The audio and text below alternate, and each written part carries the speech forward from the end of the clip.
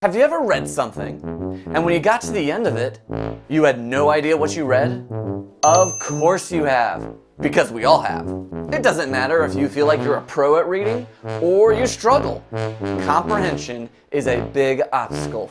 And when it comes to informational text, comprehension becomes an even bigger struggle because many students think it's... I just can't say the word. No, informational texts do not have to be... Yeah, that word. We just need some strategies to help. And that's why we're going to talk about the 3 big questions.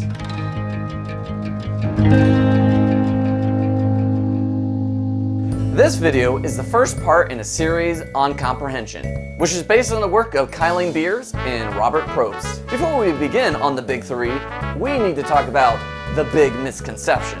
Just because something is published as an informational text, it doesn't mean it's accurate information. For example, as Abraham Lincoln once said, "Don't believe everything you read on the internet just because there's a picture with a quote next to it." I don't have to explain that joke, do I? Therefore, we must read with critical thinking skills. And the 3 big questions can help you achieve it. So, what are they? What surprised me? What did the author think I already knew? And what challenged, changed, or confirmed what I was thinking? But today, we're focusing on just the first question. What surprised me?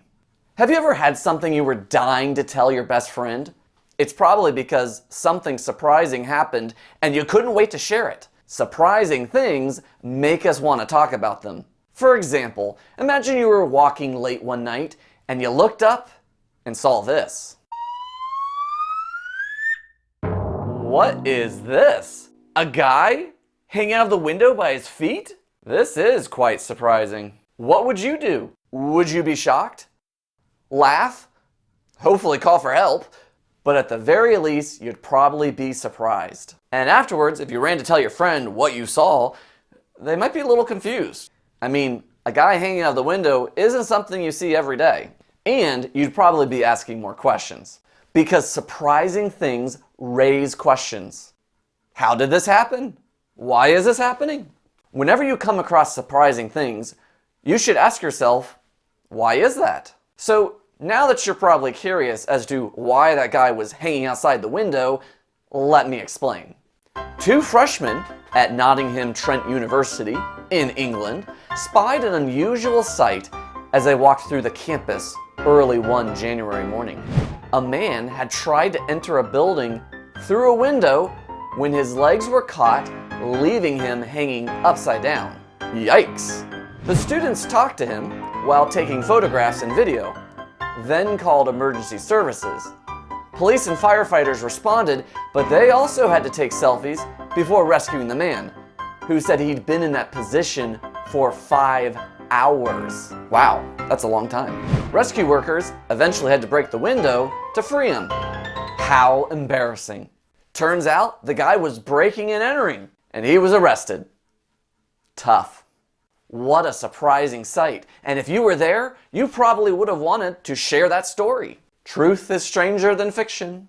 But when it comes to reading an informational text, don't think that surprises are something so mind-blowing and crazy. Instead, it's more like a, I've never heard that before. There are 4 categories of surprise to look for as you read. It could be brand new information, and you say to yourself, I didn't know that. You could read something that raises your suspicion, and you ask if that could possibly be true. Sometimes you're confused about a topic or a concept, and when the author clarifies it, a light bulb goes off and you finally get it. And finally, the author presents a different perspective from your own point of view. When you practice this, if you have trouble, try using some sentence starters like these. The next time you read an informational text, ask yourself, what surprised me? Because then you're going to be less likely to say that an informational text is... Yeah, that word. And the best way to practice is to annotate a text. Or use an organizer like this one. That's all for today. Stay tuned for part 2 of the 3 big questions.